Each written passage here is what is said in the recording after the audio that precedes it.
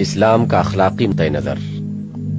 یہ مقالہ 26 فروری 1944 کو اسلامیہ کالج پشاور میں پڑھا گیا۔ معمولی حالات میں جبکہ زندگی کا دریا سکون کے ساتھ بہہ رہا ہو، انسان ایک طرح کا اطمینان محسوس کرتا ہے، کیونکہ اوپر کی صاف شفاف سطح ایک پردہ بن جاتی ہے جس کے نیچے تہہ میں بیٹھی ہوئی گندگیاں اور غلاظتیں چھپی رہتی ہیں، اور پردے کے اوپری صفائی آدمی کو اس بات کا تجسس کرنے کی ضرورت کم ہی محسوس ہونے دیتی ہے کہ تہہ میں کیا کچھ چھپا ہوا ہے اور کیوں چھپا ہوا ہے۔ لیکن جب اس دریا میں طوفان برپا ہوتا ہے اور نیچے کی چھپی ہوئی ساری گندگیاں اور غلاظتیں ابھر کر برسر عام سطح دریا پر بہنے لگتی ہیں، اس وقت اندھوں کے سوا ہر وہ شخص جس کے دیدوں میں کچھ بینائی کے نور باقی ہو، ہر اشتباہ کے بغیر صاف صاف دیکھ لیتا ہے کہ زندگی کا دریا کیا کچھ اپنے اندر لیے ہوئے چل رہا ہے۔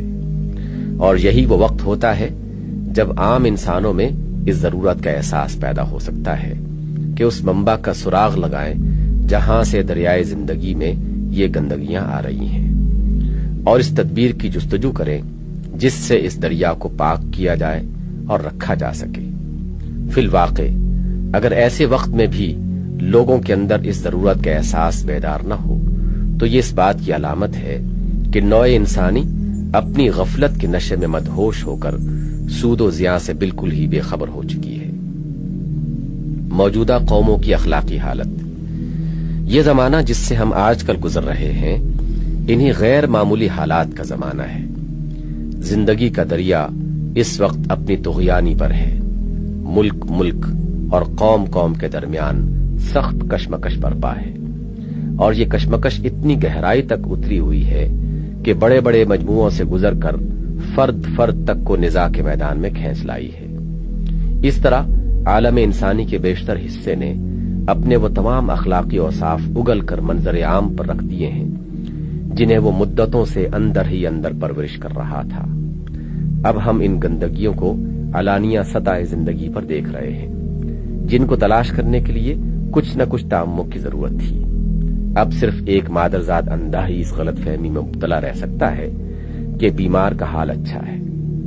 اور صرف وہی لوگ بیماری کی تشخیص اور علاج کی فکر سے غافل رہ سکتے ہیں جو حیوانات کی طرح اخلاقی حس سے بالکل خالی ہیں، یا جن کے اخلاقی احساسات پر فالج گر گیا ہے۔ ہم دیکھ رہے ہیں کہ پوری قومیں بہت بڑے پیمانے پر ان بدترین اخلاقی صفات کا مظاہرہ کر رہی ہیں جن کو ہمیشہ سے انسانیت کے ضمیر نے انتہائی نفرت کی نگاہ سے دیکھا ہے۔ بے انصافی، بے رحمی، ظلم و ستم، جھوٹ، دغا فریب، مکر، بدعہدی، خیانت، بے شرمی، نفس پرستی، استحصال بالجبر اور ایسے ہی دوسرے جرائم محض انفرادی جرائم نہیں رہے ہیں بلکہ قومی اخلاق کی حیثیت سے ظاہر ہو رہے ہیں۔ دنیا کی بڑی قومیں اجتماعی حیثیت سے وہ سب کچھ کر رہی ہیں جس کا ارتکاب کرنے والے افراد ابھی تک ان کے ہاں جیلوں میں ٹھونسے جاتے ہیں۔ ہر قوم نے چھانٹ کر اپنے بڑے سے بڑے مجرموں کو اپنا لیڈر اور سربراہ کار بنایا ہے، اور ان کی قیادت میں بدماشی کی کوئی مکروہ سے مکروہ قسم ایسی نہیں رہ گئی جس کا وہ کھلم کھلا نہایت بے حیائی کے ساتھ وسیع پیمانے پر ارتکاب نہ کر رہی ہو۔ ہر قوم دوسری قوم کے خلاف جھوٹ تصنیف کر کے علانیہ نشر کر رہی ہے، اور ریڈیو کے ذریعے سے ان جھوٹوں نے فضائے اسیر تک کو گندا کر دیا ہے۔ پورے ملکوں اور بر اعظموں کی آبادیاں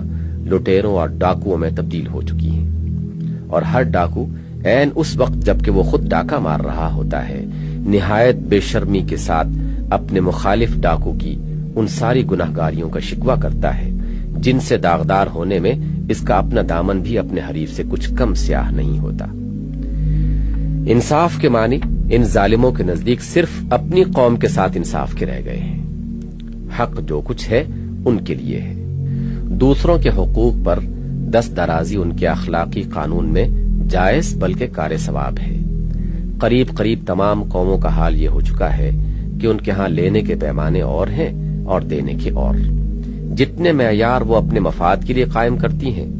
दूसरों का मफाद सामने आते ही वो सब मेयार बदल जाते हैं और जिन मेयारों का वो दूसरों से मुतालबा करती हैं उनकी पाबंद खुद को करना हराम समझती हैं। बदअहदी का मरज इस हद को पहुंच चुका है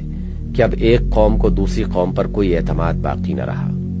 बड़ी बड़ी कौमों के नुमाइंदे निहायत मुहज्जब सूरतें लिए हुए जब बैनुल अक़वामी मुआहिदों पर दस्तखत कर रहे होते हैं,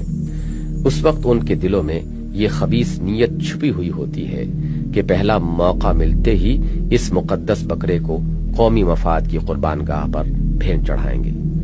और जब एक कौम का सदर या वजीर आजम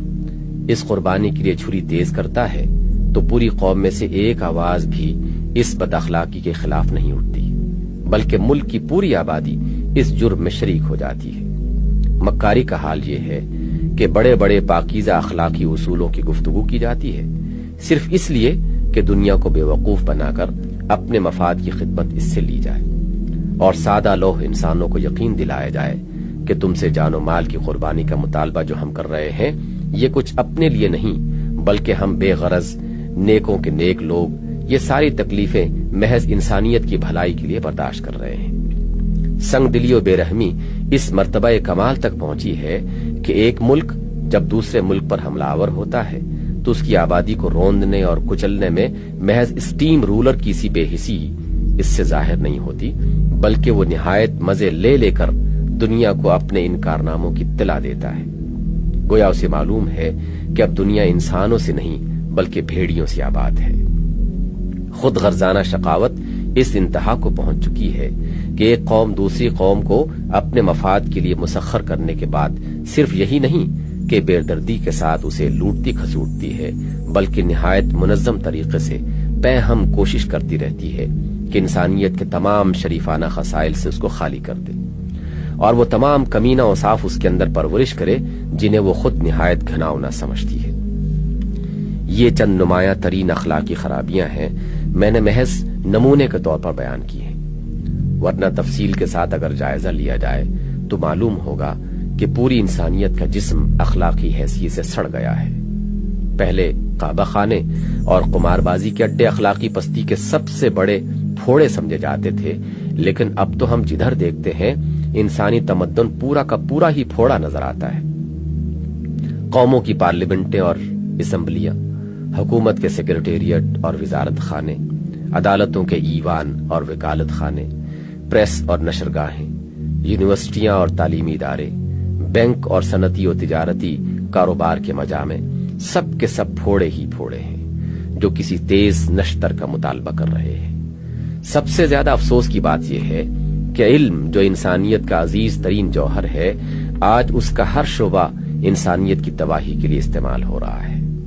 ताकत और जिंदगी के तमाम वसाइल जो कुदरत ने इंसान के लिए मुहैया किए थे, फसाद और खराबी के कामों में जाया किए जा रहे हैं, और वो सिफात भी जो इंसान की बेहतरीन अखलाकी सिफात समझी जाती थीं,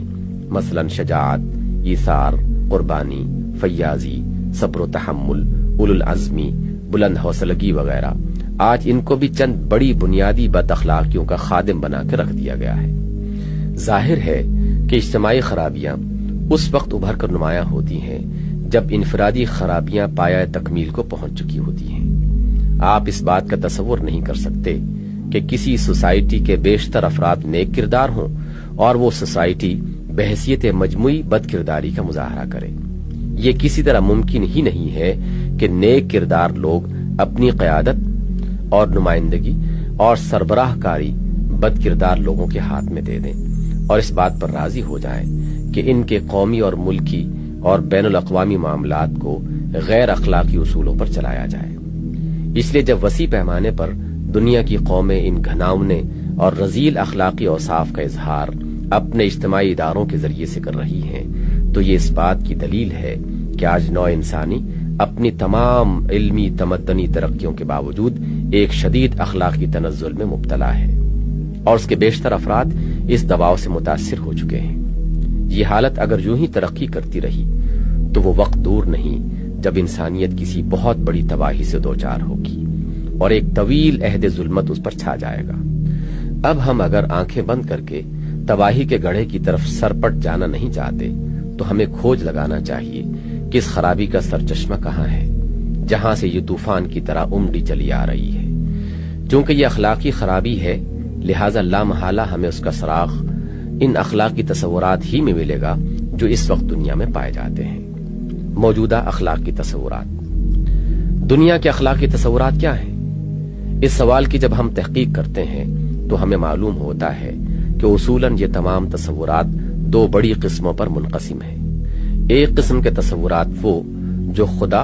और हयात बाद मौत के अकीदे पर मबनी है। दूसरी किस्म के तसव्वुरात वो जो इन अकीदों से अलग हटकर किसी दूसरी बुनियाद पर कायम हुए हैं। आइए अब हम इन दोनों किस्मों के तसव्वुरात का जायजा लेकर देखें कि दुनिया में इस वक्त ये किस सूरत में पाए जाते हैं और उनके नताइज क्या हैं। खुदा और हयात बादल मौत के अकीदे पर जितने अखलाकी तसव्वुरात कायम हुए हैं, उनकी सूरत का तमाम तर इन्हिसार इस अकीदे की नौइयत पर होता है जो खुदा और हयात बाद मौत के मुताल्लिक लोगों में पाया जाता हो। लिहाजा हमें देखना चाहिए कि दुनिया इस वक्त खुदा को किस शक्ल में मान रही है और दूसरी जिंदगी के मुताल्लिक उनके आम तखय्युलात क्या हैं। खुदा को मानने वाले बेशतर इंसान इस वक्त शिर्क में मुब्तला हैं। उन्होंने अपने ज़ौम में खुदाई के अक्सर इख्तियारात, जिनका ताल्लुक उनकी अपनी जिंदगी से है, दूसरी हस्तियों में तकसीम कर दिए हैं और इन हस्तियों का ख्याली नक्शा अपनी ख्वाहिशात के मुताबिक ऐसा बना लिया है कि वो अपने इन खुदायाना इख्तियारात को ठीक इसी तरह इस्तेमाल करती हैं जिस तरह ये चाहते हैं कि वो इस्तेमाल करें। ये गुनाह करते हैं, वो बख्शवा लेती हैं। ये फराइज से गाफिल और हुकूक से बेपरवाह होकर बेमहार जानवर की तरह हराम और हलाल की तमीज के बगैर दुनिया की खेती को चरते फिरते हैं और वो कुछ नजर न्याज के एवज इनकी नजात की जमानत ले लेती हैं। ये चोरी भी करने जाते हैं तो उनकी इनायत से थानेदार सोता रह जाता है। उनके और उनके दरमियान ये सौदा तय हो गया है कि उनकी तरफ से अकीदा अच्छा रखें और नजर पेश करते रहें और उसके जवाब में वो इनके सब काम जो कुछ भी ये करना चाहें बनाती रहेंगी और मरने के बाद जब खुदा उन्हें पकड़ना चाहेगा तो वो बीच में हाइल होकर कह देंगी कि ये हमारे दामन के साया में है, इनसे कुछ न कहा जाए। बल्कि बास जगह तो इस पकड़ दगड़ की नौबत ही नहीं आएगी क्योंकि उनके गुनाहों का कफारा पहले ही कोई अदा कर चुका है। इन मुशरिकाना अकायद ने जिंदगी बाद मौत के अकीदे को भी बेमाना कर दिया है और इसका नतीजा ये है कि वो सारी अखलाकी बुनियादें खोखली हो चुकी हैं जो मजहब ने तामीर की थी। मजहबी अखलाकियात किताबों में लिखे हुए मौजूद हैं और जबानों पर उसका जिक्र भी एहतराम के साथ आता है, मगर अमलन उनकी पाबंदी से बचने के लिए शिर्क ने फरार की बेशुमार राहें फराहम कर दी हैं और कुछ इस शान से फराहम की हैं कि जिस राह से भी ये चाहें भागे, बहरहाल उन्हें इत्मीनान है कि आखिरकार पहुंचेंगे नजात ही की मंजिल पर। शिर्क से कता नजर करके जहां खुदा परस्ती और अकीदे आखिरत कुछ बेहतर सूरत में मौजूद है, वहां भी हम देखते हैं कि खुदा के मुतालबात सुकड़ कर इंसानी जिंदगी के एक बहुत छोटे से दायरे में महदूद हो गए हैं। चंद आमाल, चंद रसूम और चंद पाबंदियां हैं जिनका महदूद इनफरादी और माशरती जिंदगी में खुदा उनसे मुतालबा करता है और उन्हीं के मुआवजे में उसने एक बहुत बड़ी जन्नत उनके लिए मुहैया कर रखी है। अगर ये उन मुतालिबों को पूरा कर दें तो फिर कोई चीज खुदा की तरफ से उनको करने की नहीं रह जाती। उसके बाद ये आजाद हैं कि अपनी जिंदगी के मामलात जिस तरह चाहें चलाएं और अगर इन खुदाई मुतालबों में भी कोताही रह जाए तो उसकी रहमत और नुक्ता नवाजी पर भरोसा है कि वो गुनाहों के पछतारे उनसे जन्नत के दरवाजे पर रखवा लेगा और अंदर जाने के लिए एजाजी टिकट इनायत फरमा देगा। इस तंग मजहबी तसव्वुर ने अव्वल तो जिंदगी के मामलात पर मजहबी अखलाकियात के इंतबाक को बहुत महदूद कर दिया है, जिसकी वजह से जिंदगी के तमाम बड़े बड़े शोबे हर उस अखलाकी रहनुमाई और बंदिश से आजाद हो गए हैं जो मजहब से हासिल हो सकती थी। दूसरे इस तंग दायरे में भी अखलाक की गिरफ्त से बच निकलने के लिए एक रास्ता खुला हुआ है जिससे फायदा उठाने में कम ही लोग सुस्ती दिखाते हैं। इन सबसे बेहतर हालत जिन मजहबी तबकों की है जो शिर्क से भी पाक हैं, सच्चाई के साथ खुदा को भी मानते हैं और आखिरत के मुताल्लिक भी किसी झूठे भरोसे पर तकिया नहीं कर बैठे हैं, उनके अंदर अखलाक की पाकीज़गी तो बेशक पाई जाती है और बेहतरीन सीरत और किरदार के लोग इनमें मिल जाते हैं, लेकिन इनको बिलउमूम मजहब और रूहानियत के महदूद तसव्वुर ने खराब कर रखा है। وہ دنیا اور اس کے مسائل زندگی سے بڑی حد تک بے تعلق ہو کر یا تو چند مخصوص کاموں کو جنہیں مذہبی کام سمجھا جاتا ہے لے بیٹھتے ہیں، یا اپنے نفس کو مانج مانج کر صاف کرتے ہیں تاکہ وہ اس دنیا ہی میں عالم غیب کی آوازیں سننے اور حسن مطلق کی پرچھائیاں دیکھنے کے قابل ہو جائیں۔ ان کے نزدیک نجات کا راستہ دنیاوی زندگی کے کنارے کنارے سے بچ کر نکل جاتا ہے، اور خدا کے قرب سے سرفراز ہونے کی سبیل بس یہ ہے کہ ایک طرف مذہب کے دیے ہوئے نقشے پر اپنی زندگی کے ظاہری پہلوؤں کو ڈھال لیا جائے، اور دوسری طرف نفس کی صفائی کے لیے چند طریقوں سے کام لے کر اسے مجلہ و مصفہ کر لیا جائے، اور پھر ایک محدود دائرے کے اندر کچھ مذہبی اور روحانی مشاغل میں مصروف رہ کر زندگی کے دن پورے کر دیے جائیں۔ گویا ان کے خدا کو چند خوش وضع شیشے کے برتن، چند مقطع لاؤڈ سپیکر، چند عمدہ گراموفون، چند لطیف ریڈیو سیٹ، چند خوشنما فوٹو کے کیمرے درکار تھے، اور اسی غرض کے لیے اس نے زمین میں اتنا کچھ سامان دے کر انسان کو بھیجا تاکہ یہاں سے اپنے آپ کو ان چیزوں میں تبدیل کر کے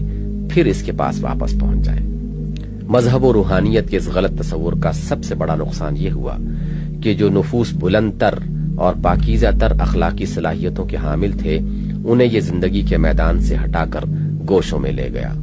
اور گھٹیا درجے کے اوصاف رکھنے والوں کے لیے بغیر مزاحمت کے خود بخود میدان خالی ہو گیا۔ دنیا کی پوری مذہبی صورتحال کا یہ لب لباب ہے،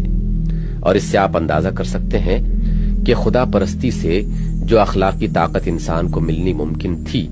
بیشتر انسان تو اس کو سرے سے حاصل ہی نہیں کر رہے ہیں، اور ایک بہت قلیل تعداد اس کو حاصل کر رہی ہے، لیکن انسانیت کی رہنمائی اور سربراہ کاری سے وہ خود دست بردار ہو گئی ہے۔ اس لیے اس کا حال اس بیٹری کا سا ہے جس میں بجلی بھری ہوئی ہے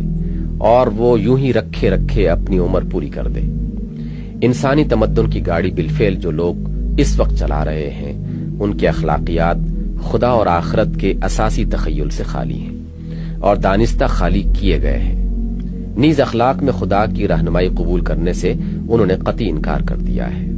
اگرچہ ان میں کثیر التعداد لوگ کسی نہ کسی مذہب کے قائل ہیں، مگر ان کے نزدیک مذہب ہر انسان کا محض ایک شخصی اور انفرادی معاملہ ہے جسے اپنی ذات تک آدمی کو محدود رکھنا چاہیے۔ اجتماعی زندگی اور اس کے معاملات سے مذہب کو کوئی سروکار ہی نہیں ہے۔ پھر اس کی کیا ضرورت ہے کہ وہ ان معاملات کو چلانے کے لیے کسی فوق الفطری ہدایت کی طرف رجوع کرے؟ گزشتہ صدی کے اواخر میں جس اخلاقی تحریک کی ابتدا امریکہ سے ہوئی تھی اور جو بڑھتے بڑھتے انگلستان اور دوسرے ممالک میں پھیل گئی، اس کا بنیادی مسلک امریکی انجمن اخلاق امریکن ایتھک یونین کے مقاصد کی فہرست میں بئی الفاظ واضح کیا گیا ہے۔ انسانی زندگی کے تمام تعلقات میں، خواہ وہ شخصی ہوں، اجتماعی ہوں، قومی ہوں یا بین الاقوامی، اخلاق کی انتہائی اہمیت پر زور دینا، بغیر اس کے کہ مذہبی معتقدات یا مابعد الطبیع تخیلات کا اس میں کوئی دخل ہو۔ اس تحریک کے زیر اثر انگلستان میں اتحاد انجمن ہائے اخلاق یونین آف ایتھیکل سوسائٹیز قائم ہوئی، جو بعد کو اخلاقی اتحاد کے نام سے منظم کی گئی۔ اس کا اساسی مقصد یہ بیان کیا گیا ہے: انسانی رفاقت اور خدمت کے ایسے طریقے کی تلقین کرنا جو اس اصول پر مبنی ہو کہ مذہب کا سب سے بڑا مقصد بھلائی کی محبت ہے، اور یہ کہ اخلاقی تصورات اور اخلاقی زندگی کے لیے دنیا کی حقیقت اور زندگی بعد موت کے متعلق کسی عقیدے کی حاجت نہیں ہے، اور یہ کہ خالص انسانی اور فطری ذرائع سے انسانوں کو اپنے تمام تعلقات زندگی میں حق سے محبت کرنے، حق جاننے اور حق پر عمل کرنے کے لیے تیار کیا جائے۔ ان الفاظ میں در حقیقت اس پورے طبقے کی نمائندگی کی گئی ہے جو اس وقت دنیا کے افکار، تہذیب، تمدن اور معاملات کی رہنمائی کر رہا ہے۔ آج دنیا کے کاروبار کو عملاً جو لوگ چلا رہے ہیں ان سب کے ذہن پر وہی تخیل چھایا ہوا ہے جو اوپر کے چند فقروں میں بیان کیا گیا ہے۔ سب ہی نے بالفعل اپنے اخلاقیات کو خدا اور آخرت کے عقیدے اور مذہب کی اخلاقی رہنمائی سے آزاد کر لیا ہے۔ وہ اگر خدا کو مانتے بھی ہیں تو صرف اس کے ہونے کو مانتے ہیں، اپنی زندگی کے اصول اور ضابطے اس سے نہیں لیتے۔ غیر مذہبی اخلاقی فلسفوں کا جائزہ۔ اب ہمیں ان غیر مذہبی اخلاقی فلسفوں کا جائزہ لے کر دیکھنا چاہیے کہ ان کی کیا کیفیت ہے۔ نمبر 1، فلسفہ اخلاق کا پہلا بنیادی سوال یہ ہے کہ وہ اصلی اور انتہائی بھلائی کیا ہے جس کو پہنچنا انسانی سعی و عمل کا مقصود ہونا چاہیے، اور جس کے معیار پر انسان کے طرز عمل کو پرکھ کر فیصلہ کیا جائے کہ وہ اچھا ہے یا برا، صحیح ہے یا غلط۔ اس سوال کا کوئی ایک جواب انسان نہیں پا سکا، اس کے بہت سے جوابات ہیں۔ ایک گروہ کے نزدیک وہ بھلائی خوشی ہے، دوسرے کے نزدیک کمال ہے، تیسرے کے نزدیک فرض برائے فرض ہے۔ پھر خوشی کے متعلق مختلف سوالات پیدا ہوتے ہیں کہ کیسی خوشی؟ آیا وہ جو جسمانی و نفسانی خواہشات کے پورا ہونے سے حاصل ہوتی ہے، یا وہ جو ذہنی ترقی کے مدارج پر چڑھنے سے حاصل ہوتی ہے، یا وہ جو اپنی شخصیت کو آرٹ یا روحانیت کے نقطہ نظر سے آراستہ کر لینے سے حاصل ہوتی ہے؟ نیز یہ کہ کس کی خوشی؟ آیا ہر شخص کی اپنی خوشی، یا اس جماعت کی خوشی جس سے انسان وابستہ ہے، یا تمام انسانوں کی خوشی، یا فی الجملہ دوسروں کی خوشی؟ اسی طرح کمال کو مقصود قرار دینے والوں کے لیے بھی بہت سے سوالات پیدا ہوتے ہیں۔ کمال کا تصور اور اس کا معیار کیا ہے، اور کمال کس کا مقصود ہے، فرد کا، جماعت کا یا انسانیت کا؟ اسی طرح جو لوگ فرض برائے فرض کے قائل ہیں وہ ایک غیر مشروط واجب الاطاعت قانون فرض کی بے چون و چرا اطاعت ہی کو آخری و انتہائی بھلائی قرار دیتے ہیں۔ ان کے لیے بھی یہی سوال پیدا ہوتا ہے کہ وہ قانون فی الواقع ہے کیا، کس نے اس کو بنایا ہے، اور کس کا قانون ہونے کی وجہ سے وہ واجب الاطاعت ہے؟ ان تمام سوالات کے جوابات مختلف گروہوں کے نزدیک مختلف ہیں۔ محض فلسفہ کی کتابوں ہی سے مختلف نہیں بلکہ عملاً بھی مختلف ہیں۔ یہ ساری انسانوں کی بھیڑ جو آپ کے سامنے تمدن انسانی کی گاڑی کو چلا رہی ہے، جس میں سلطنتوں کو چلانے والے وزیر، فوجوں کو لڑانے والے جنرل، انسانوں کے درمیان فیصلہ کرنے والے جج، انسانی معاملات کے قانون بنانے والے شارعین، لیجسلیٹرز، انسانوں کو تیار کرنے والے معلم، انسان کے معاشی ذرائع کو کنٹرول کرنے والے کاروباری لوگ، اور تمدن کے کارخانے میں کام کرنے والے مختلف مدارج کے کارکن سبھی شامل ہیں۔ ان کے پاس بھلائی کا کوئی ایک معیار نہیں ہے، بلکہ ہر ایک شخص اور ہر ایک گروہ اپنا الگ معیار رکھتا ہے، اور ایک تمدنی نظام میں کام کرتے ہوئے بھی ہر ایک کا رخ ایک الگ مقصود کی طرف پھرا ہوا ہے۔ کسی کے نزدیک اپنی خوشی منتہا ہے، اور خوشی سے اس کی مراد نفسانی اور جسمانی خواہشات کی تکمیل ہے۔ کوئی اپنی خوشی کے پیچھے پڑا ہوا ہے، اور اس کے ذہن میں خوشی سے کچھ اور مراد ہے۔ اس ذاتی خوشی کے حصول اور عدم حصول ہی کے لحاظ سے وہ فیصلہ کر رہا ہے کہ اجتماعی زندگی میں اس کے لیے کون سا طرز عمل نیک ہے یا بد، مگر اس کی ظاہری شریفانہ صورت سے ہم اس غلط فہمی میں مبتلا ہو جاتے ہیں کہ انسانی سوسائٹی کے لیے وہ ایک موزون وزیر یا جج یا معلم یا کسی دوسری حیثیت سے تمدن کی مشین کا ایک اچھا پرزہ ہے۔ اسی طرح کوئی خوشی سے مراد انسانوں کے اس مخصوص مجموعہ کی خوشی اور خوشحالی سمجھتا ہے جس کے ساتھ اس کی دلچسپیاں وابستہ ہیں،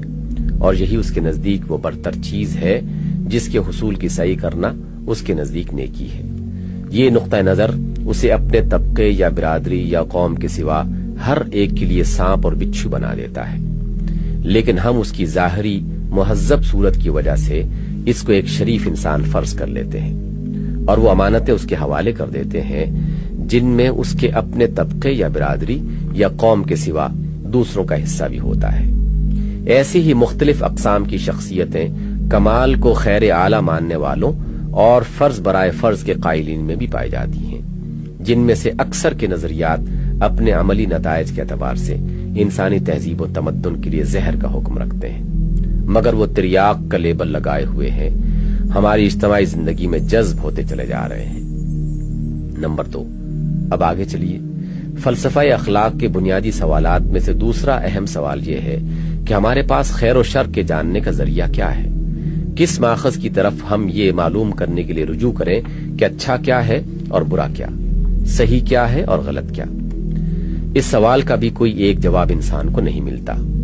اس کے بھی بہت سے جوابات ہیں۔ کسی کے نزدیک وہ ذریعہ اور ماخذ انسان کا تجربہ ہے، کسی کے نزدیک قوانین حیات اور حالات وجود کا علم ہے، کسی کے نزدیک وجدان ہے، کسی کے نزدیک عقل ہے۔ یہاں پہنچ کر وہ بدنظمی اپنی انتہا کو پہنچ جاتی ہے کہ جس کا آپ نے پہلے سوال کے معاملے میں مشاہدہ کیا۔ ان چیزوں کو ماخذ قرار دینے کے بعد اخلاق کے لیے مستقل اصول ہی یہ قرار پاتا ہے کہ اس کا کوئی متعین معیار نہ ہو، بلکہ وہ ایک سیال مادی کی طرح بہتا اور مختلف صورت اور پیمانوں میں ڈھلتا چلا جائے۔ انسانیت کے تجربے سے صحیح علم حاصل کرنے کے لیے ناگزیر ہے کہ اس کے متعلق مکمل اور مفصل معلومات یکجا جمع ہوں اور کوئی ہمہ بین اور کامل متوازن ذہن ان سے نتائج حاصل کرے، لیکن یہ دونوں چیزیں حاصل نہیں ہیں۔ اول تو انسانیت کا تجربہ بھی ختم نہیں ہوا بلکہ جاری ہے، پھر اب تک کا جو تجربہ ہے اس کے بھی مختلف اجزاء مختلف لوگوں کے سامنے ہیں، اور وہ مختلف طور پر اپنی ذہنیت کے مطابق ان سے نتائج نکال رہے ہیں۔ تو کیا ان ناقص معلومات سے مختلف نامکمل ذہن اپنے رجحانات کے مطابق جو نتائج بھی اخذ کر لیں وہ سب صحیح ہو سکتے ہیں؟ اگر نہیں تو کیسے سخت بیمار ہیں وہ ذہن جو اپنے خیر و شر کو جاننے کے لیے اس ذریعہ علم کو کافی سمجھتے ہیں۔ یہی معاملہ قوانین حیات اور حالات وجود کا ہے۔ یا تو آپ اخلاقی بھلائی اور برائی کو جاننے کے لیے اس وقت کا انتظار کریں جب ان قوانین اور حالات کا علم قابل اطمینان حد تک آپ کی گرفت میں آ جائے، یا نہیں تو ناکافی معلومات کو ناکافی جانتے ہوئے انہی کی بنیاد پر مختلف ذہنیت اور مختلف مراتب علمی کے لوگ مختلف طور پر فیصلے کرتے رہیں کہ ان کے لیے خیر کیا ہے اور شر کیا ہے، اور علم کی ہر نئی قسط حاصل ہونے کے بعد ان فیصلوں کو بدلتے بھی رہیں، حتیٰ کہ آج کا خیر کل کا شر ہو جائے اور آج کا شر کل خیر قرار پائے۔ عقل اور وجدان کا معاملہ بھی اس سے کچھ مختلف نہیں ہے۔ بلا شبہ خیر و شر کو جاننے کی کچھ استعداد عقل کو بھی حاصل ہے، اور اس عقل سے ہر انسان نے کچھ نہ کچھ حصہ پایا ہے، اور خیر و شر کا کچھ علم وجدانی بھی ہے جس کا الہام ہر انسان کے ضمیر پر فطرتاً ہوتا ہے، لیکن اس علم کے لیے ان میں سے کوئی بھی کافی بذات نہیں ہے کہ اسی کو آخری اور واحد ذریعہ علم کی حیثیت لے لیا جائے۔ عقل یا وجدان جس کو بھی آپ کافی بذات سمجھتے ہیں، بہرحال ایک ایسے ذریعہ علم پر آپ اعتماد کریں گے جو نہ صرف یہ کہ اپنی فطرت میں ناقص و محدود ہے، بلکہ وہ مختلف اشخاص، مختلف طبقوں، مختلف حالات اور مختلف زمانوں میں پہنچ کر بالکل مختلف چیزوں پر خیر یا شر ہونے کا حکم لگاتا ہے۔ یہ ساری بد نظمی جس کا میں نے ابھی آپ کے سامنے ذکر کیا ہے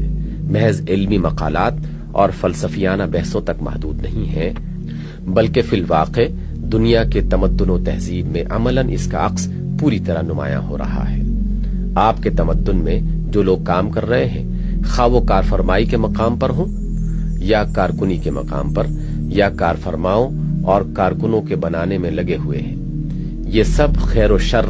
اور صحیح و غلط جاننے کے لیے اپنے اپنے طور پر انہی مختلف ماخذوں کی طرف رجوع کر رہے ہیں، اور ہر شخص اور ہر گروہ کا خیر و شر دوسرے کے خیر و شر سے الگ ہے، حتیٰ کہ ایک کا خیر دوسرے کا انتہائی شر ہے اور ایک کا شر دوسرے کا انتہائی خیر۔ اس بد نظمی نے اخلاق کے لیے کوئی پائیدار بنیاد باقی ہی نہیں رہنے دی۔ جن چیزوں کو دنیا میں ہمیشہ سے جرم اور گناہ سمجھا جاتا رہا ہے، آج کسی نہ کسی گروہ کی نگاہ میں وہ عین خیر ہیں، یا مطلقاً خیر نہیں تو اضافی خیر بن گئی ہیں۔ اسی طرح جن بھلائیوں کو ہمیشہ سے انسان خوبی سمجھتا رہا ہے، ان میں سے اکثر آج حماقت اور مضحکہ خیز قرار پا چکی ہیں، اور مختلف گروہ ان کو شرم کے ساتھ نہیں بلکہ فخر کے ساتھ اعلانیہ پامال کر رہے ہیں۔ پہلے جھوٹا جھوٹ بولتا تھا مگر معیار اخلاق سچائی ہی کو مانتا تھا، لیکن آج کے فلسفوں نے جھوٹ کو خیر بنا دیا ہے، اور جھوٹ بولنے کا ایک مستقل فن مدون کیا جا رہا ہے، اور بڑے پیمانے پر قومیں اور سلطنتیں جھوٹ پھیلا رہی ہیں۔ یہی حال ہر بد اخلاقی کا ہے کہ پہلے بد اخلاقیاں ہی تھیں، مگر آج نئے فلسفوں کے طفیل وہ سب مطلق یا اضافی خیر میں تبدیل کر دی گئی ہیں۔ نمبر 3، فلسفہ اخلاق کے بنیادی سوالات میں سے تیسرا سوال یہ ہے کہ قانون اخلاق کے پیچھے وہ کون سی قوت ہے جس کے زور سے یہ قانون نافذ ہو؟ اس کے جواب میں مسرت اور کمال کے پرستار کہتے ہیں کہ خوشی یا کمال کی طرف جانے والی بھلائیاں اپنی پیروی کرانے کی طاقت اپنے اندر خود ہی رکھتی ہیں، اور رنج یا پستی کی طرف لے جانے والی برائیاں آپ اپنے ہی زور پر اپنے سے اجتناب کرا لیتی ہیں۔ اس کے سوا قانون اخلاق کے لیے کسی خارجی اقتدار کی ضرورت ہی نہیں۔ دوسرا گروہ کہتا ہے کہ قانون فرض انسان کے ارادہ معقول کا اپنے اوپر عائد کیا ہوا قانون ہے، اس کے لیے کسی بیرونی زور کی حاجت نہیں۔ تیسرا گروہ سیاسی اقتدار کو قانون اخلاق کی اصل قوت نافذہ سمجھتا ہے، اور اس مسلک کی روح سے اسٹیٹ کی طرف وہ تمام اختیارات منتقل ہو جاتے ہیں جو پہلے خدا کے لیے تھے، یعنی باشندوں کے حق میں یہ فیصلہ کرنا کہ انہیں کیا کرنا چاہیے اور کیا نہ کرنا چاہیے۔ چوتھے گروہ نے یہ مرتبہ اسٹیٹ کے بجائے سوسائٹی کو دیا ہے۔ یہ سب جوابات فسادات کی بے شمار صورتیں دنیا میں عملاً پیدا کر چکے ہیں اور اب تک کر رہے ہیں۔ پہلے دونوں جوابوں نے انفرادی خودسری اور بے راہ روی یہاں تک بڑھا دی کہ اجتماعی زندگی کا شیرازہ درہم برہم ہونے کے قریب پہنچ گیا۔ پھر اس کا رد عمل ان فلسفوں کی صورت میں رونما ہوا جنہوں نے یا تو اسٹیٹ کو خدا بنا کر افراد کو بالکل اس کا بندہ بنا ڈالا، یا پھر افراد کی روٹی کے ساتھ ان کی خیر و شر کی باغیں بھی معاشرے کے ہاتھوں میں دے دی۔ حالانکہ سبوحن قدوس نہ اسٹیٹ ہے نہ معاشرہ۔ نمبر 4، یہی معاملہ اس سوال کے جواب میں پیش آتا ہے کہ وہ کون سا محرک ہے جو انسان کو اپنے طبعی رجحانات کے علی الرغم اخلاقی احکام کی پابندی پر آمادہ کرے۔ کسی کے نزدیک بس خوشی کی طمع اور رنج و تکلیف کا خوف اس کے لیے کافی محرک ہے۔ کوئی محض کمال کی خواہش اور نقص سے بچنے کی تمنا کو اس کے لیے کافی سمجھتا ہے۔ کوئی اس لیے محض آدمی کے اپنے جذبہ احترام قانون پر اعتماد کرتا ہے۔ کوئی اسٹیٹ کے اجر کی امید اور اس کے غضب کو اہمیت دیتا ہے، اور کوئی معاشرے کے اجر اور اس کے غضب کو تم و خوف کے لیے استعمال کرنے پر زیادہ زور دیتا ہے۔ ان میں سے ہر جواب کو عملاً ہمارے اخلاقی نظامات میں سے کسی نہ کسی کے اندر تقدم کا وہ مقام حاصل ہے، اور تھوڑا سا تجسس کرنے پر یہ حقیقت بآسانی کھل سکتی ہے کہ یہ سب محرکات بد اخلاقی کے لیے بھی اتنے ہی اچھے محرک بن سکتے ہیں جتنے خوش اخلاقی کے لیے، بلکہ ان میں بد اخلاقی کے لیے محرک بننے کی قوت بہت زیادہ ہے، اور بہرحال کسی اعلیٰ درجے کی اخلاقیات کے لیے تو یہ تمام محرکات قطعاً ناکافی ہیں۔ یہ بہت مختصر جائزہ جو میں نے دنیا کی موجودہ اخلاقی حالت کا لیا ہے، اس سے بیک نظر یہ محسوس ہو جاتا ہے کہ دنیا میں اس وقت ایک ہمہ گیر اخلاقی انتشار پایا جاتا ہے۔ خدا سے بے نیاز ہو کر انسان کوئی ایسی بنیاد نہیں پا سکا جس پر وہ قابل اطمینان طریقے سے اپنے اخلاق کی تعمیر کرتا۔ اخلاق کے سارے بنیادی سوالات اس کے لیے حقیقتاً لاجواب ہو کے رہ گئے۔ نہ وہ اس خیر برتر کا کہیں سراغ لگا سکا جو اس کی کوششوں کا منتہا بننے کے قابل ہوتی، اور جس کے لحاظ سے اعمال کے نیک یا بد اور صحیح یا غلط ہونے کا فیصلہ کیا جا سکتا۔ نہ اسے وہ ماخذ کہیں سے ہاتھ لگا جس سے وہ صحیح طور پر معلوم کر سکتا کہ خیر کیا ہے اور شر کیا۔ نہ اسے وہ اقتدار فراہم کرنے میں کامیابی ہوئی جس کی بنا پر اخلاق کے کسی بلند جامع عالمگیر ضابطہ کو قوت نافذہ حاصل ہو سکتی، اور نہ اسے کوئی ایسا محرک مل سکا جو انسانوں میں راستی پر عمل کرنے اور ناراستی سے پرہیز کرنے کے لیے حقیقی آمادگی پیدا کرنے کے قابل ہو۔ خدا سے بغاوت کر کے انسان نے خودسری کے ساتھ ان سوالات کو حل کرنا چاہا اور اپنے نزدیک حل کیا بھی، مگر یہ اسی حل کے پیدا کردہ نتائج ہیں جو آج ہم کو اخلاقی تنزل کے ایک خوفناک طوفان کی شکل میں اٹھتے اور پوری انسانی تہذیب کو تباہی کی دھمکیاں دیتے نظر آتے ہیں۔ کیا اب بھی وہ وقت نہیں آیا کہ ہم اس بنیاد کو تلاش کریں جس پر انسانی اخلاق کی صحیح تعمیر ہو سکے؟ فی الواقع یہ تلاش و جستجو محض ایک علمی بحث نہیں ہے، بلکہ ہماری زندگی کی ایک عملی ضرورت ہے، اور وقت کی نزاکت نے اس کو اہم ترین ضرورت بنا دیا ہے۔ اسی لحاظ سے میں اپنی تلاش کے نتائج پیش کرتا ہوں اور چاہتا ہوں کہ جو لوگ اس ضرورت کو محسوس کر رہے ہیں وہ نہ صرف میرے ان نتائج پر ٹھنڈے دل سے غور کریں بلکہ خود بھی سوچیں کہ اخلاق انسانی کے لیے آخر کون سی بنیاد صحیح ہو سکتی ہے۔ انسانی اخلاق کی صحیح بنیادیں۔ میں اپنی تلاش و تحقیق سے جس نتیجے پر پہنچا ہوں وہ یہ ہے کہ اخلاق کے لیے صرف ایک ہی بنیاد صحیح ہے، اور وہ اسلام فراہم کرتا ہے۔ یہاں فلسفہ اخلاق کے تمام بنیادی سوالات کا جواب ہم کو ملتا ہے، اور ایسا جواب ملتا ہے کہ جس کے اندر وہ کمزوریاں موجود نہیں ہیں جو فلسفیانہ جوابات میں پائی جاتی ہیں۔ یہاں مذہبی اخلاقیات کی ان کمزوریوں میں بھی کوئی کمزوری ایسی موجود نہیں ہے جن کی وجہ سے وہ نہ کسی مستحکم سیرت کی تعمیر کر سکتے ہیں اور نہ انسان کو تمدن کے وسیع ذمہ داریاں سنبھالنے کے قابل بناتے ہیں۔ یہاں ایک ایسی ہماگیر اخلاقی رہنمائی ملتی ہے جو زندگی کے تمام شعبوں میں ترقی کے انتہائی ممکن درجات تک ہم کو لے جا سکتی ہے۔ یہاں وہ اخلاقی اصول ہم کو ملتے ہیں جن پر ایک صالح ترین نظام تمدن قائم ہو سکتا ہے، اور اگر ان اصولوں پر انفرادی و اجتماعی کردار کی بنا رکھی جائے تو انسانی زندگی اس فساد سے محروم رہ سکتی ہے جس سے وہ اس وقت دوچار ہے۔ اس نتیجے پر میں کن دلائل سے پہنچا ہوں، اس کی مختصر تشریح میں آپ کے سامنے بیان کروں گا۔ فلسفہ جس مقام سے اپنی اخلاقی بحث شروع کرتا ہے، در حقیقت وہ اخلاق کے مسئلے کا سرا ہی نہیں بلکہ بیچ کے چند نقطے ہیں جنہیں سرے کو چھوڑ کر اس نے نقطۂ آغاز بنا لیا ہے، اور یہی اس کی پہلی غلطی ہے۔ یہ سوال کہ انسان کے لیے کردار کی صحت و غلطی کا معیار کیا ہے اور وہ کون سی بھلائی ہے جس کو پہنچنے کی سعی انسان کے لیے مقصود بالذات ہونی چاہیے، دراصل یہ بات کا سوال ہے۔ اس سے پہلے جو سوال حل ہونا چاہیے وہ یہ ہے کہ اس دنیا میں انسان کی حیثیت کیا ہے۔ یہ سوال اس لیے تمام سوالات پر مقدم ہے کہ حیثیت کے تعین کے بغیر اخلاق کا سوال محض بے معنی ہی نہیں ہو جاتا، بلکہ اس میں بیشتر امکان اس امر کا ہوتا ہے کہ اس طرح جو اخلاقیات متعین کیے جائیں گے وہ بنیادی طور پر غلط ہوں گے۔ مثلا کسی جائیداد کے متعلق آپ کو یہ طے کرنا ہے کہ اس میں کس طرح مجھے کام کرنا چاہیے اور کس قسم کے تصرفات میرے لیے حق ہیں اور کس قسم کے تصرفات باطل۔ کیا آپ اس سوال کو صحیح طور پر حل کر سکتے ہیں تا وقتے کہ پہلے اس بات کا تعین نہ کر لیں کہ اس جائیداد میں آپ کی حیثیت کیا ہے اور اس سے آپ کے تعلق کی نوعیت کیا ہے؟ اگر یہ جائیداد کسی دوسرے کی ملکیت ہے اور آپ اس میں امین کی حیثیت رکھتے ہیں تو آپ کے لیے اس میں اخلاقی طرز عمل کی نوعیت کچھ اور ہوگی، اور اگر آپ خود اس کے مالک ہیں اور اس پر آپ کے مالکانہ اختیارات غیر محدود ہیں اور آپ کی اخلاقی طرز عمل کی نوعیت بالکل مختلف ہو جائے گی۔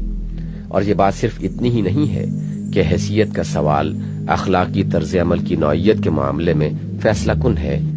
بلکہ در حقیقت اسی پر اس امر کے فیصلے کا بھی انحصار ہے کہ اس جائیداد میں آپ کے لیے طرز عمل متعین کرنے کا حقدار کون ہے، آپ خود یا جس کے آپ امین ہیں۔ اسلام سب سے پہلے اس سوال کی طرف توجہ کرتا ہے اور ہمیں بالکل واضح طور پر شائبہ اشتباہ کے بغیر یہ بتاتا ہے کہ اس دنیا میں انسان کی حیثیت خدا کے بندے اور نائب کی ہے۔ یہاں انسان کو جتنی چیزوں سے سابقہ پیش آتا ہے وہ سب خدا کی ملک ہیں، حتیٰ کہ انسان کا اپنا جسم اور وہ تمام قوتیں بھی جو اس جسم میں بھری ہوئی ہیں انسان کی اپنی ملک نہیں ہیں بلکہ خدا کی ملک ہیں۔ خدا نے اس کو ان تمام چیزوں پر تصرف کرنے کے اختیارات دے کر یہاں اپنے نائب کی حیثیت سے مامور کیا ہے، اور اس ماموریت میں اس کا امتحان ہے۔ امتحان کا آخری نتیجہ اس دنیا میں نہیں نکلے گا بلکہ جب افراد کا، قوموں کا اور پوری نوع انسانی کا کام ختم ہو جائے گا اور انسانوں کے مساعی کے اثرات و نتائج پایہ تکمیل کو پہنچ جائیں گے، تب خدا بیک وقت ان سب کا حساب لے گا اور اس امر کا فیصلہ کرے گا کہ کس نے اس کی بندگی اور نیابت کا حق ٹھیک ٹھیک ادا کیا ہے اور کس نے نہیں کیا۔ یہ امتحان کسی ایک امر میں نہیں بلکہ تمام امور میں ہے،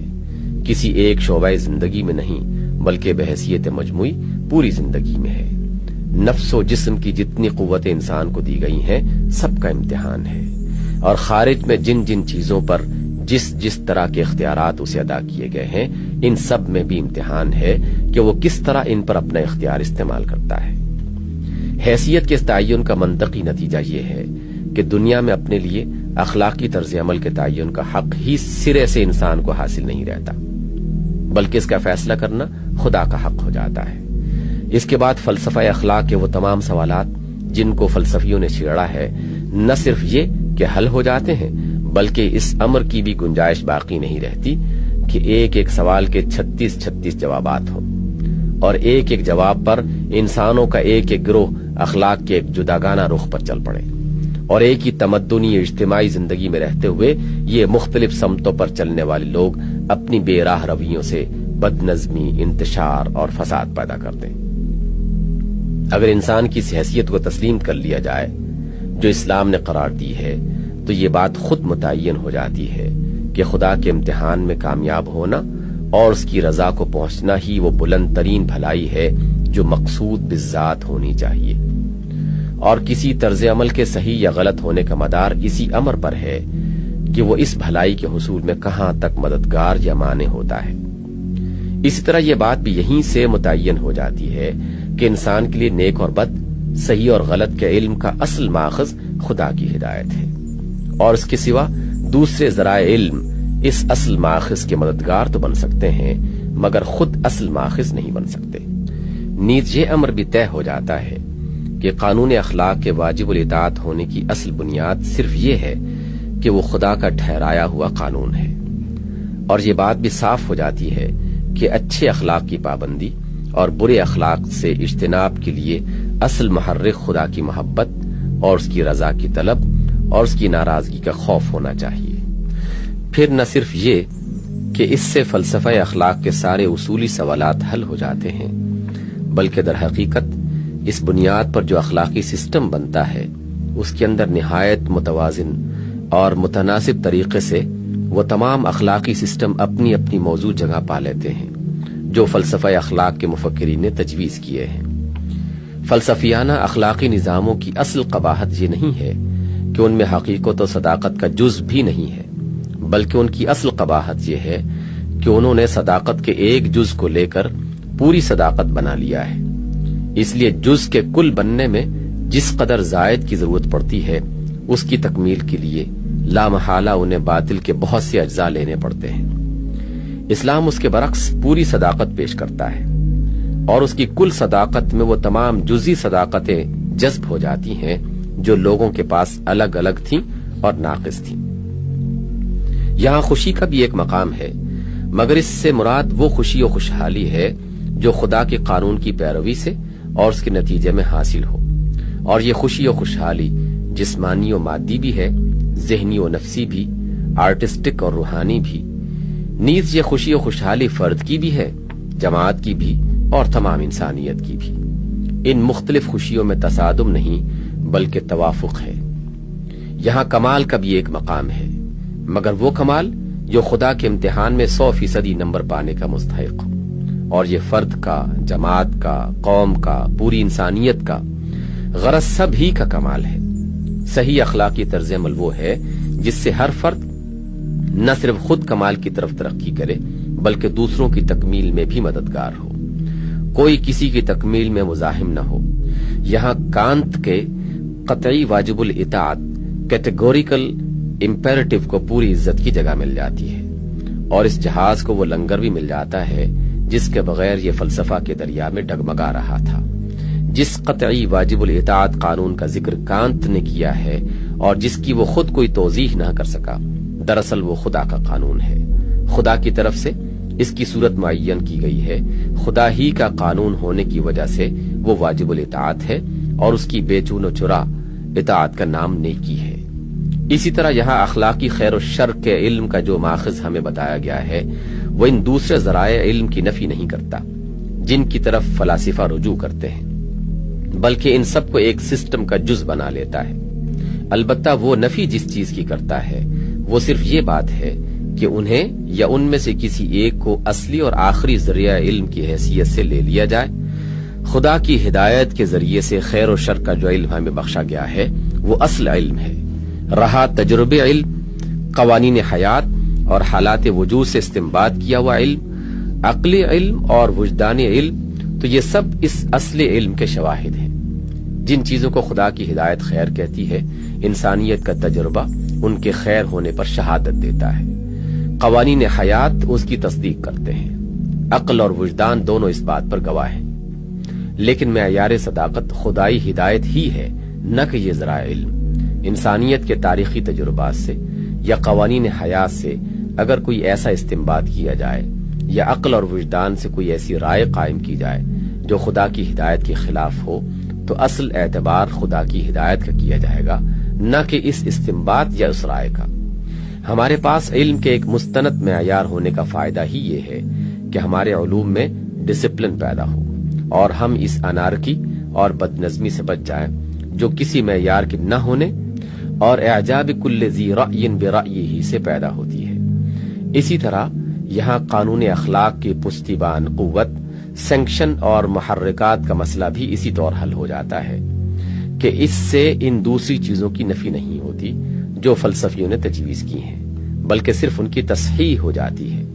اور جن غلط حدود پر وہ پھیلا دی گئی ہیں یا خود پھیل جاتی ہیں وہاں سے ان کو ہٹا کر ایک جامع سسٹم میں ٹھیک مقام پر رکھ دیا جاتا ہے۔ خدا کا قانون اس لیے کہ وہ خدا کا قانون ہے، اپنے قیام کی طاقت آپ اپنے اندر رکھتا ہے، اور یہ طاقت اس مومن کے نفس میں بھی موجود ہے جو خدا کی رضا چاہنے میں خوشی محسوس کرتا ہے اور خود اس کمال کا طالب ہے جو خدا کی طرف بڑھنے سے حاصل ہو۔ نیز یہ طاقت مومنین کی سوسائٹی اور اس صالح ریاست میں بھی موجود ہے جو خدا کے قانون پر مبنی ہو۔ قانون کی پابندی پر مومن کو آمادہ کرنے والی چیز اس کی خالص فرض شناسی بھی ہے، اس کا حق کو حق جانتے ہوئے اسے پسند کرنا اور باطل کو باطل سمجھتے ہوئے اس سے نفرت کرنا بھی ہے، اور وہ طمع اور خوف بھی ہے جو وہ اپنے خدا سے رکھتا ہے۔ اسلامی تصور اخلاق کا انسانی زندگی پر اثر دیکھیے، اس طرح اسلام اس پوری فکری اور عملی انارکی کو ختم کر دیتا ہے جو انسان کو بے خدا فرض کر کے اس کے لیے ایک نظام اخلاق تجویز کرنے کی کوششوں سے پیدا ہوتی ہے۔ اس کے بعد آگے چلیے، اسلام خدا کا جو تصور پیش کرتا ہے وہ یہ ہے کہ خدا ہی انسان کا اور ساری کائنات کا واحد مالک، خالق، معبود اور حاکم ہے۔ اس خدائی میں کوئی اس کا شریک نہیں ہے، اس کے ہاں بجز دعائے خیر کے کسی ایسی سفارش کی گنجائش بھی نہیں جو زور سے منوائی جاتی ہو اور رد نہ کی جا سکتی ہو۔ اس کے ہاں ہر شخص کی کامیابی و ناکامی کا مدار اس کے اپنے طرز عمل پر ہے، نہ کوئی کسی کا کفارہ بن سکتا ہے، نہ کسی کے عمل کی ذمہ داری دوسرے پر ڈالی جا سکتی ہے، اور نہ کسی کے عمل کا صلہ دوسرے کو ملتا ہے۔ اس کے ہاں جانبداری نہیں ہے کہ ایک شخص یا خاندان یا قوم یا نسل سے اس کو دوسرے کی بنسبت زیادہ دلچسپی ہو۔ سب انسان اس کی نگاہ میں یکساں ہیں، سب کے لیے ایک ہی قانون اخلاق ہے، اور فضیلت جو کچھ بھی ہے اخلاقی فضیلت کے اعتبار سے ہے۔ وہ خود رحیم ہے اور رحم کو پسند کرتا ہے، وہ خود فیاض ہے اور فیاضی کو پسند کرتا ہے، وہ خود غفور ہے اور درگزر کو پسند کرتا ہے، وہ خود عادل ہے اور عدل کو پسند کرتا ہے، وہ ظلم سے، تنگ نظری و تنگ دلی سے، بے رحمی و سنگ دلی سے، تعصب اور نفسانی جانبداری سے پاک ہے، اس لیے انہی کو پسند کرتا ہے جو ان صفات سے پاک ہوں۔ پھر کبریائی تنہا اس کا حق ہے، اس لیے تکبر اسے ناپسند ہے۔ خدائی صرف اسی کے لیے ہے اور دوسرے سب اس کے بندے ہیں، اس لیے ایک بندے پر دوسرے کی خداوندی اس کو پسند نہیں۔ مالک وہ اکیلا ہے اور دوسروں کے پاس جو کچھ ہے امانت کی حیثیت سے ہے، اس لیے کسی بندے کی خود مختاری اور کسی کا کسی کے لیے قانون بنانا اور کسی کا کسی کے لیے بذات خود واجب الاطاعت ہونا، یہ سب فی الحقیقت غلط ہے۔ سب کا متع وہی ایک ہے اور سب کے لیے خیر اسی میں ہے کہ اس کی بے چون و چرا اطاعت کریں۔ پھر وہ محسن ہے اور شکر اور احسان مندی اور محبت کا مستحق ہے، وہ منعم ہے اور اس کا حقدار ہے کہ اس کی نعمتوں میں اسی کی منشا کے مطابق تصرف کیا جائے۔ وہ منصف ہے اور لازم ہے کہ انسان اس کے انصاف میں سزا پانے کا خوف اور جزا پانے کی طمع رکھے۔ وہ علیم و خبیر ہے اور دلوں کی چھپی ہوئی نیتوں سے بھی واقف ہے، اس لیے ظاہری حسن اخلاق سے اس کو دھوکہ نہیں دیا جا سکتا۔ وہ محیط ہے، اس لیے کوئی یہ امید بھی نہیں کر سکتا کہ جرم کر کے اس کی پکڑ سے بچ نکلے گا۔ خدا کے اس تصور پر غور کیجئے، اس سے بالکل ایک فطری نتیجہ کے طور پر انسان کے لیے ایک مکمل اخلاقی زندگی کا نقشہ وجود میں آتا ہے، اور وہ نقشہ ان تمام کمزوریوں سے خالی ہے جو مشرکانہ مذاہب کے اخلاقیات اور دہریانہ مسلکوں کے اخلاقیات میں پائے جاتے ہیں۔ یہاں نہ تو اخلاقی ذمہ داریوں سے بچ نکلنے کے چور دروازے کہیں موجود ہیں، نہ ان ظالمانہ فلسفوں کے لیے کوئی جگہ ہے جن کی بنا پر انسان اپنی دلچسپیوں کے لحاظ سے عالم انسانیت کو تقسیم کر کے ایک حصہ کے لیے مجسم فرشتہ اور دوسرے حصے کے لیے مجسم شیطان بن جاتا ہے۔ نہ دہریانہ اخلاقیات کی وہ بنیادی کمزوریاں اس میں پائی جاتی ہیں جن کی وجہ سے اخلاق میں کوئی استحکام پیدا نہیں ہو سکتا۔ ان سلبی خوبیوں کے ساتھ اس نقشہ میں یہ ایجابی خوبی موجود ہے کہ یہ اخلاقی فضیلت کا ایک بلند ترین اور وسیع ترین منتہا پیش کرتا ہے جس کی وسعت اور بلندی کی کوئی حد نہیں، اور اس منتہا کی طرف بڑھنے کے لیے ایسے محرکات فراہم کرتا ہے جو پاکیزہ ترین ہے۔ پھر یہ تصور کہ امتحان کسی ایک چیز میں نہیں بلکہ ان تمام چیزوں میں ہے جو خدا نے انسان کو دی ہیں، کسی ایک حیثیت میں نہیں بلکہ ان تمام حیثیتوں میں ہے جو انسان کو یہاں حاصل ہیں، اور کسی ایک شعبہ حیات میں نہیں بلکہ پوری زندگی میں ہے جو اخلاق کے دائرے کو اتنا ہی پھیلا دیتا ہے جتنا امتحان کا دائرہ پھیلا ہوا ہے۔ انسان کی عقل، اس کے ذرائع علم، اس کی ذہنی و فکری قوتیں، اس کے حواس، اس کے جذبات، اس کی خواہشات، اس کی جسمانی طاقتیں سب کے سب امتحان میں شریک ہیں، یعنی امتحان آدمی کی پوری شخصیت کا ہے۔ پھر خارج کی دنیا میں جن جن اشیاء سے آدمی کو سابقہ پیش آتا ہے، جن اشیاء پر وہ تصرف کرتا ہے، جن انسانوں سے مختلف طور پر اس کو واسطہ پڑتا ہے، ان سب کے ساتھ اس کے برتاؤ میں امتحان ہے، اور سب سے بڑھ کر اس امر میں امتحان ہے کہ انسان یہ سب کچھ خدا کی خداوندی اور اپنی ابدیت و نیابت کے احساس کے ساتھ کر رہا ہے، یا آزادی و مختاری کی ہوا میں مبتلا ہو کر، یا خدا کے سوا دوسروں کا بندہ بن کر۔ اس وسیع ترین تصور اخلاق میں وہ تنگی نہیں ہے جو مذہب کے محدود تصور سے پیدا ہوتی ہے۔ یہ آدمی کو زندگی کے ہر میدان میں آگے بڑھاتا ہے، ہر میدان کی اخلاقی ذمہ داریاں اسے بتاتا ہے، اور وہ اخلاقی اصول اسے دیتا ہے جن کی پیروی کرنے سے وہ خدا کے اس امتحان میں کامیاب ہو سکے جو ایک ایک میدان زندگی سے متعلق ہے۔ پھر یہ تصور کہ امتحان کا اصلی اور آخری فیصلہ اس زندگی میں نہیں بلکہ دوسری زندگی میں ہوگا، اور حقیقی کامیابی و ناکامی وہ ہے جو وہاں ہو نہ کہ یہاں۔ یہ دنیا کی زندگی اور اس کے معاملات پر انسان کی نظر کو بنیادی طور پر بدل دیتا ہے۔ اس تصور کی وجہ سے وہ نتائج اس دنیا میں نکلتے ہیں ہمارے لیے حسن و قبح، صحت اور غلطی، حق اور باطل، اور کامیابی و ناکامی کے قطعی، اصلی اور آخری معیار نہیں رہتے۔ اس لیے قانون اخلاق کی پیروی کرنے یا نہ کرنے کا انحصار بھی ان نتائج پر نہیں ہو سکتا ہے۔ جو شخص اس تصور کو قبول کرے گا وہ قانون اخلاق کی پیروی پر بہرحال ثابت قدم رہے گا، خواہ اس دنیا میں اس کا نتیجہ بظاہر اچھا ہو یا برا، کامیابی کی صورت میں نکلتا نظر آئے یا ناکامی کی صورت میں۔ اس کے یہ معنی نہیں ہے کہ اس کی نگاہ میں دنیاوی نتائج بالکل ہی ناقابل لحاظ ہوں گے، بلکہ اس کے معنی صرف یہ ہے کہ وہ اصلی اور آخری لحاظ ان کا نہیں بلکہ آخرت کے پائیدار نتائج کا کرے گا، اور اپنے لیے صحیح صرف اس طرز عمل کو سمجھے گا جو ان نتائج پر نگاہ رکھتے ہوئے اختیار کیا جائے۔ وہ کسی چیز کو چھوڑنے اور کسی کو اختیار کرنے کا فیصلہ اس بنیاد پر نہیں کرے گا کہ زندگی کے اس ابتدائی مرحلے میں وہ لذت اور خوشی اور نفع کی موجب ہے یا نہیں، بلکہ اس بنیاد پر کرے گا کہ زندگی کے آخری مرحلہ میں اپنے قطعی اور حتمی نتائج کے اعتبار سے وہ کیسی ہے۔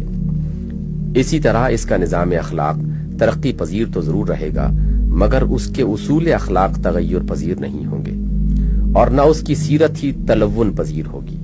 یعنی تمدن و تہذیب کے نشو و نما کے ساتھ ساتھ اس کے اخلاقی تصورات میں وسعت تو یقیناً ہوگی، مگر یہ ممکن نہ ہوگا کہ واقعات کی ہر کروٹ اور حالات کی ہر گردش کے ساتھ اخلاق کے اصول بھی بدلتے چلے جائیں اور آدمی ایک اخلاقی گرگٹ بن کے رہ جائے، اس کے اخلاقی رویے میں سرے سے کوئی پائیداری ہی نہ ہو۔ بس اخلاق کے نقطہ نظر سے آخرت کا یہ اسلامی تصور دو اہم فائدے عطا کرتا ہے جو کسی دوسرے ذریعے سے حاصل نہیں ہو سکتے۔ ایک یہ کہ اس سے اصول اخلاق کو غایہ درجے کا استحکام نصیب ہوتا ہے جس میں تزلزل کا کوئی خطرہ نہیں، دوسرے یہ کہ اس سے انسان کی اخلاقی سیرت کو وہ استقامت میسر آتی ہے جس میں بشرط ایمان انحراف کا کوئی اندیشہ نہیں۔ دنیا میں سچائی کے 10 مختلف نتیجے نکل سکتے ہیں اور ان پر نگاہ رکھنے والا ایک ابن الوقت انسان مواقع اور امکانات کے لحاظ سے 10 مختلف طرز عمل اختیار کر سکتا ہے، لیکن آخرت میں سچائی کا نتیجہ لازماً ایک ہی ہے، اور اس پر نظر رکھنے والا ایک مومن انسان دنیاوی فائدے اور نقصان کا لحاظ کیے بغیر لازماً ایک ہی طرز عمل اختیار کرے گا۔ دنیاوی نتائج کا اعتبار کیجئے تو خیر و شر کسی متعین چیز کا نام نہیں رہتا، بلکہ ایک ہی چیز اپنے مختلف نتیجوں کے اعتبار سے کبھی خیر اور کبھی شر بنتی رہتی ہے، اور اس کے اتباع میں دنیا پرست آدمی کا کردار بھی اپنی پوزیشن تبدیل کرتا رہتا ہے۔ لیکن آخرت کے نتائج پر نظر رکھیے تو خیر اور شر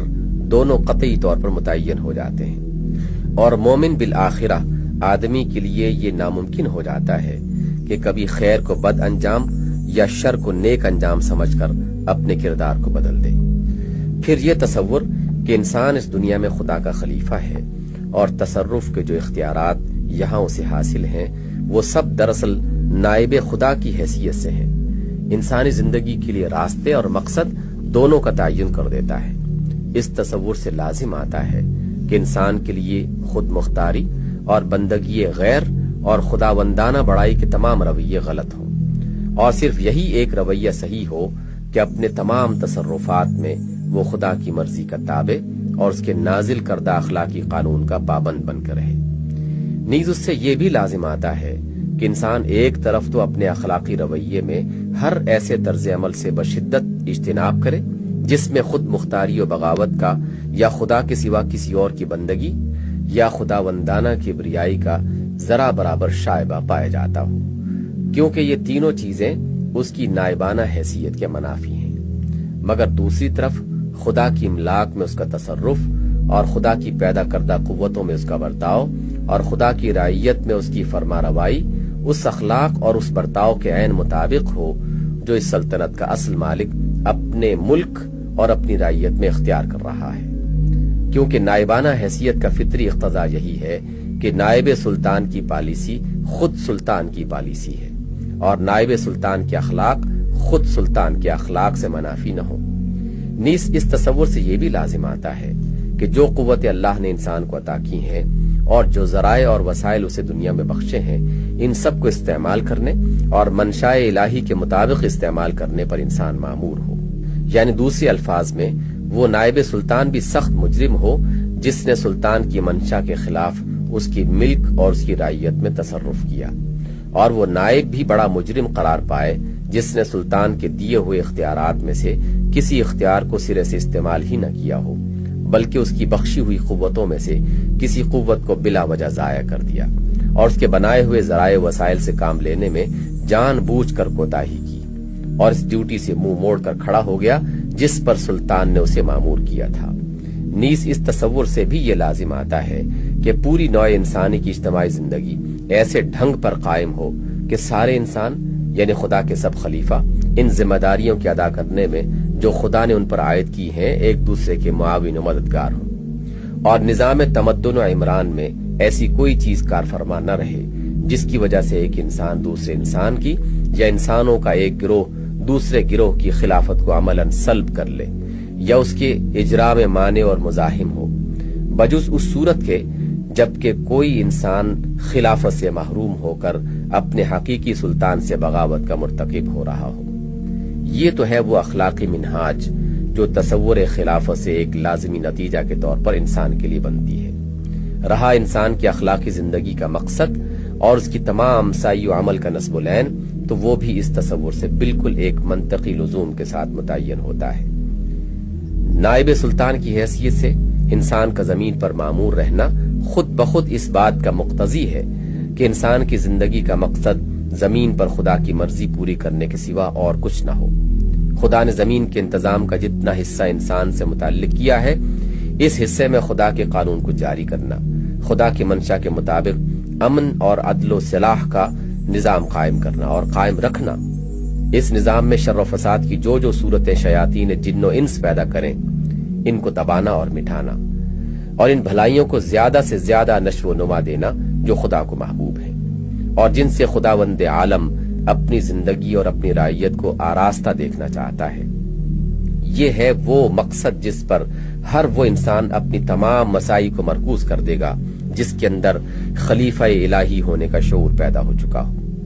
یہ مقصد صرف یہی نہیں کہ ان تمام مقاصد کی نفی کر دیتا ہے جو لذت پرستوں اور مادہ پرستوں اور قوم پرستوں اور دوسرے محملات کے پرستاروں نے اپنی جگہ کے لیے مقرر کر لیے ہیں، بلکہ یہ ان لایانی مقاصد کی بھی اتنی شدت کے ساتھ نفی کرتا ہے جو روحانیت کے غلط تصور کے تحت اہل مذاہب نے متعین کیے ہیں۔ ان دونوں غلط انتہاؤں کے درمیان خلافت الہیہ کا تصور انسان کے سامنے ایک ایسا بلند ترین اور پاکیزہ ترین مقصد حیات رکھ دیتا ہے جو اس کی قوتوں اور قابلیتوں کو زندگی کے ہر میدان میں برسر کار لاتا ہے اور انہیں ایک صالح ترین نظام تمدن و تہذیب کے قیام اور ارتقاء کی خدمت میں استعمال کرتا ہے۔ یہ ہیں وہ بنیادیں جو اخلاق انسانی کی تعمیر کے لیے اسلام نے ہم کو دی ہیں۔ اسلام کسی ایک قوم کی جائیداد نہیں بلکہ تمام انسانیت کی مشترک میراث ہے اور سارے انسانوں کی فلاح اس کے پیش نظر ہے۔ اس لیے ہر اس شخص کو جو اپنی اور انسانیت کی فلاح کا خواہش مند ہو یہ سوچنا چاہیے کہ آیا انسانی اخلاق کی تعمیر کے لیے یہ بنیادیں بہتر ہیں جو اسلام ہمیں دے رہا ہے یا وہ جو روحانی مذاہب یا فلسفیانہ مسالک ہم کو دیتے ہیں۔ اگر کسی کا دل گواہی دے کہ اخلاق کے لیے یہی بنیادیں صحیح ہیں تو پھر کوئی جاہلانہ تعصب اسے ان بنیادوں کے قبول کرنے میں مانع نہ ہونا چاہیے۔